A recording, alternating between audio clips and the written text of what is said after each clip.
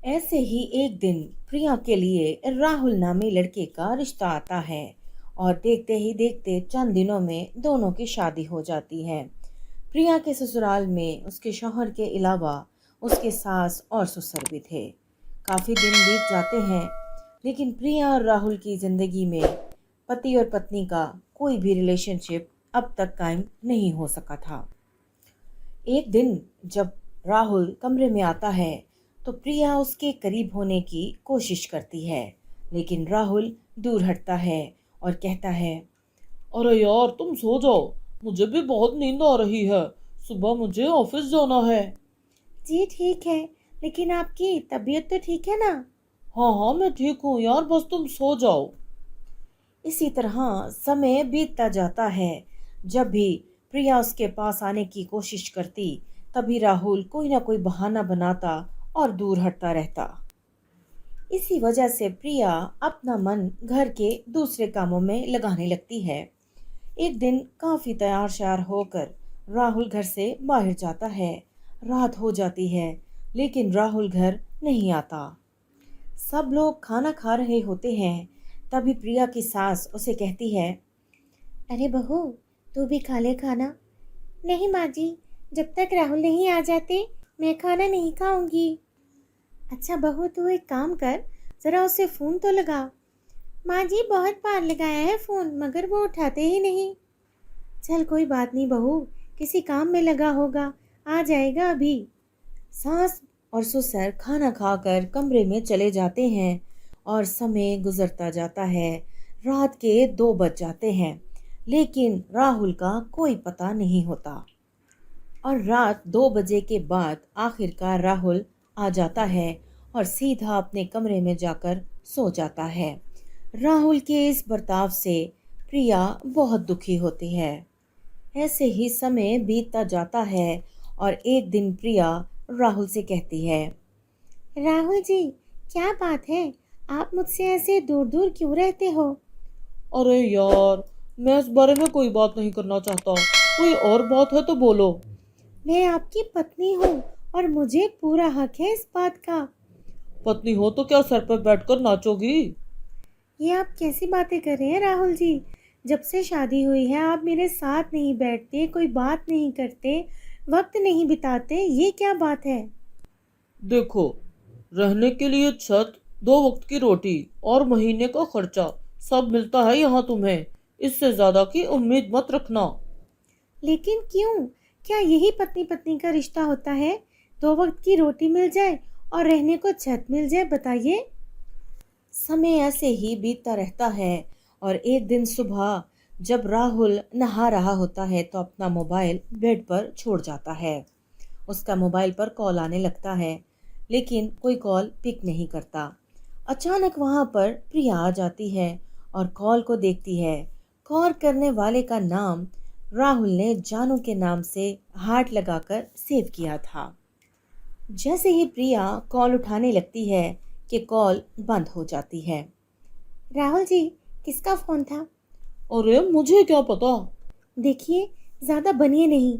मैंने देख लिया आपके मोबाइल में, आपका किसी के साथ कोई चक्कर चल रहा है। अरे तुम पागल मत बनो। अच्छा, तो किसका फोन था फिर? उस पर जानू क्यों लिखा है? अरे वो मेरा दोस्त है। अच्छा ठीक है, आप इसे फोन कीजिए और स्पीकर ऑन कर लीजिए। मैं भी तो देखूं ये कौन सा दोस्त है आपका। मैं फोन नहीं करूंगा। अच्छा ठीक है, मैं मम्मी जी को बुलाऊं फिर बताऊं उन्हें सब। तभी राहुल प्रिया के कहने पर उसी नंबर पर फोन करता है और वहां रॉबिन नाम का एक लड़का फोन उठाता है। ये देख प्रिया बहुत शर्मिंदा हो जाती है और राहुल से अपने किए की माफी मांगती है। ऐसे ही एक शाम जब प्रिया अपनी सासू माँ के लिए चाय बना रही होती है, तभी वहां सासू माँ आती है और कहती है, अरे प्रिया, मुझे बता जरा, तेरे और राहुल के बीच सब ठीक चल रहा है ना? जी माँ जी, बस ठीक ही है। लेकिन मुझे ऐसा क्यों लग रहा है जैसे कुछ गड़बड़ है। क्या बताऊँ माँ जी, शादी को 8 महीने हो गए हैं, लेकिन आज तक हम दोनों के बीच में पति पत्नी वाला कोई रिश्ता ही नहीं है। हाय भगवान! जी माँ जी, मैं कितनी ही बार इनसे पूछने की कोशिश कर चुकी हूँ, लेकिन मुझे कुछ बताते ही नहीं। बहू, जैसा तुझे मैं कहती हूँ ना, बस तू वैसा कर। और सास के कहने पर शाम को प्रिया अपने कमरे को बहुत ही प्यारा सा डेकोरेट करती है और बहुत ही शॉर्ट सा ड्रेस पहनकर तैयार हो जाती है और करण के आते ही उसे पीछे से हक कर लेती है। उसकी इस हरकत पे राहुल उसे धक्का दे देता है और कहता है, सुनो, मैं तुम्हारे करीब इसलिए नहीं आता क्योंकि मैंने ये शादी अपने माँ बाप के लिए की है। मैं तुमसे कोई प्यार व्यार नहीं करता। मुझसे प्यार नहीं करते तो फिर किससे करते हैं आप? अरे मैं कैसे समझाऊं तुम्हें। मैं एक गे हूँ और अपने दोस्त रॉबिन से बहुत ज्यादा प्यार करता हूँ। लेकिन ये हमारा समाज है ना, ये हमें एक साथ रहने ही नहीं देता। आप लड़के होकर एक लड़के से प्यार करते हैं? हाँ करता हूँ। और तुम्हारे करीब में कभी इसलिए नहीं हुआ क्योंकि मैं तुम्हें बर्बाद नहीं करना चाहता। बस कर दीजिए राहुल जी, आज तो आपने मेरा दिल ही तोड़ दिया। अरे मैं क्या करूं यार, मैं तुम्हें दुख नहीं देना चाहता था। और अगले दिन सुबह प्रिया सब घर वालों से कहती है, माँ जी, मैं अब राहुल जी के साथ नहीं रह सकती। हमारा साथ बस यहीं तक था। अरे बहू, क्या हुआ है? ऐसा क्यों बोल रही है तू? माँ जी, मेरे बगैर ही राहुल जी की ज़िंदगी बहुत अच्छी है। उन्हें मेरी कोई ज़रूरत नहीं है।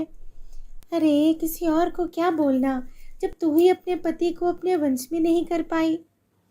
दरअसल माँ जी, बात यह है कि वो अपने दोस्त रॉबिन से प्यार करते हैं और मैं उनकी शादी करवाना चाहती हूँ। अरे बहू, तेरा दिमाग ठीक है? कैसी बातें कर रही है तू? इतना गंदा इल्ज़ाम लगा रही है मेरे बेटे पर। अरे माँ, प्रिया बिल्कुल सही कह रही है। मैं अपने दोस्त रॉबिन से प्यार करता हूँ। अरे क्यों अपनी इज्जत पर लोगों को उंगलियां उठाने का मौका दे रहा है तू? माँ जी, एक पत्नी होने के नाते मेरे लिए अपने शौहर की खुशी से बढ़कर और कुछ भी नहीं है।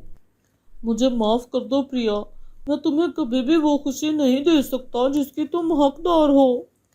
लेकिन मैं तुम्हारे लिए दुआ करूंगा हमेशा। तुम जहाँ भी रहो खुश रहो। मुझे माफ़ कर दे बहू। अगर तू एक पत्नी होकर अपने शौहर की खुशी की खातिर उसे किसी और को सौंप सकती है, तो मैं भी माँ हूँ बेटा। मैं भी अपने बेटे की खुशी को स्वीकार करती हूँ। अपने शौहर की खुशी की खातिर प्रिया अपने शौहर को डिवोर्स दे देती है और दोनों दोस्त अब्रॉड चले जाते हैं। लेकिन दूसरी तरफ प्रिया अपने सास ससुर का बहुत ख्याल रखती है और एक अजीब मिसाल कायम करती है।